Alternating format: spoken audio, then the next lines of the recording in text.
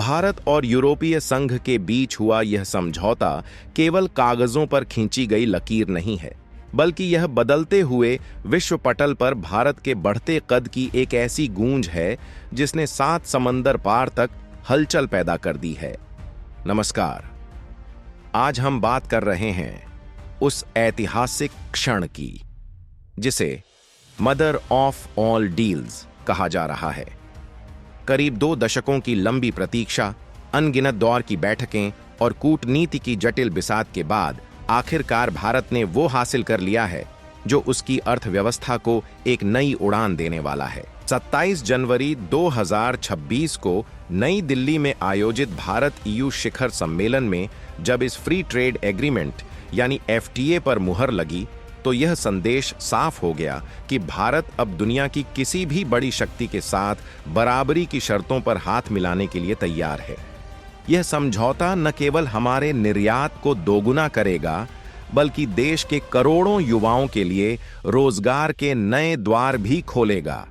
जैसे जैसे भारत वैश्विक शक्ति बनने की अपनी इस यात्रा में आगे बढ़ रहा है, पूरी दुनिया हमारी रणनीतिक और आर्थिक मजबूती को स्वीकार कर रही है।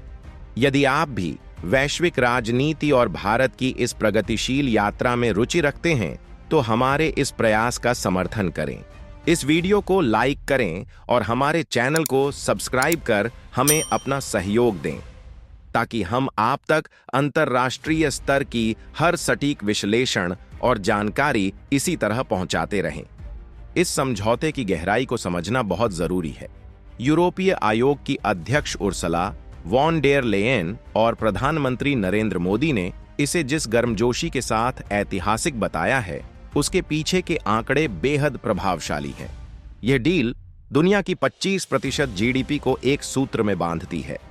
एक तरफ भारत की 145 करोड़ की जनसंख्या और दूसरी तरफ यूरोपीय संघ के 27 देशों का संपन्न बाजार, कुल मिलाकर 200 करोड़ लोगों का यह विशाल आर्थिक गलियारा वैश्विक व्यापार की दिशा बदल देगा। समझौते के तहत यूरोपीय संघ भारत से आने वाले 96% से अधिक सामानों पर लगने वाले टैक्स को या तो पूरी तरह खत्म कर देगा या बेहद कम कर देगा। इसका सीधा लाभ हमारे रत्न आभूषण, प्लास्टिक, रसायन और कृषि क्षेत्र को मिलेगा। वहीं भारत में यूरोपीय तकनीक, ऑटोमोटिव और इलेक्ट्रॉनिक्स का आना आसान होगा, जिससे प्रतिस्पर्धा बढ़ेगी और भारतीय उपभोक्ताओं को विश्व स्तरीय उत्पाद किफायती दामों पर मिल सकेंगे। लेकिन जहां भारत और यूरोप इस नई दोस्ती का जश्न मना रहे हैं, वहीं दुनिया के कुछ कोनों में इस डील ने बेचैनी और मिर्ची पैदा कर दी है। सबसे ज्यादा नाराजगी और फिक्र तुर्की के खेमे में देखी जा रही है। रेचब तैयब एर्दोगन की सरकार के लिए यह समझौता किसी बड़े झटके से कम नहीं है। तुर्की के अपने आर्थिक विशेषज्ञ और अखबार जैसे तुर्की टुडे खुलेआम चेतावनी दे रहे हैं कि इस समझौते के बाद तुर्की वैश्विक बाजारों में पिछड़ सकता है। दरअसल तुर्की की सबसे बड़ी दुविधा उसका दशकों पुराना कस्टम्स यूनियन समझौता है। वह यूरोपीय संघ के साथ एक ऐसे बंधन में बंधा है जो उसे EU की नई डील्स में सक्रिय भागीदारी से रोकता है।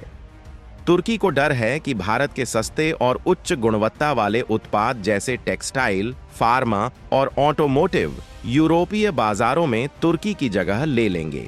विशेषज्ञ मान रहे हैं कि भारत की यह आर्थिक बढ़त तुर्की के निर्यात पर भारी दबाव डाल रही है। इतना ही नहीं, इस समझौते का एक सामरिक पहलू भी है। India middle east Europe economic corridor यानी IMIC को मिलने वाला बढ़ावा तुर्की को पूरी तरह से बाईपास कर देता है। तुर्की पहले से ही उच्च मुद्रास्फीति और गिरती मुद्रा के कारण आर्थिक संकट से जूझ रहा है। ऊपर से भारत की यह कूटनीतिक जीत उसे और भी अलग थलग कर सकती है। तुर्की के उद्योगपतियों का मानना है कि EU अब तुर्की को महत्वपूर्ण तो मानता है, लेकिन अनिवार्य नहीं। यह बदलाव तुर्की के लिए खतरे की घंटी है। वहीं दूसरी ओर अमेरिका की नाराजगी का अपना एक अलग कारण है।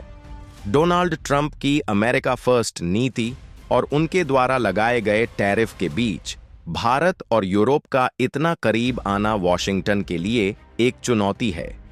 अमेरिका को डर है कि 200 करोड़ लोगों का यह साझा बाजार अमेरिकी प्रभुत्व को चुनौती दे सकता है और वैश्विक व्यापार में एक नया ध्रुव बनकर उभर सकता है। हालांकि भारत के लिए यह समझौता उसके मेक इन इंडिया अभियान को वैश्विक मंच पर स्थापित करने का सुनहरा मौका है। साल 2032 तक व्यापारिक बचत और निवेश के नए प्रवाह भारत को $5 ट्रिलियन की अर्थव्यवस्था के लक्ष्य के और करीब ले जाएंगे। अंत में यह समझना आवश्यक है कि भारत की यह सफलता केवल व्यापार तक सीमित नहीं है। यह भारत की उस अडिग विदेश नीति का परिणाम है जो अपने राष्ट्रीय हितों को सर्वोपरि रखती है। चाहे वह तुर्की जैसे देशों की नाराजगी हो या बड़ी शक्तियों का दबाव, भारत ने साबित कर दिया है कि वह अपने विकास की राह खुद चुनना जानता है। आज भारत हाईटेक और लो कॉस्ट दोनों मोर्चों पर दुनिया का नेतृत्व करने के लिए तैयार है। यह समझौता न केवल आज के भारत की जरूरत है, बल्कि भविष्य के समृद्ध और आत्मनिर्भर भारत की नींव भी है। क्या आपको लगता है कि यूरोपीय संघ के साथ यह ऐतिहासिक समझौता भारत को दुनिया की तीसरी सबसे बड़ी अर्थव्यवस्था बनाने की राह को और आसान कर देगा? अपनी राय कमेंट बॉक्स में जरूर साझा करें। तब तक के लिए जय हिंद।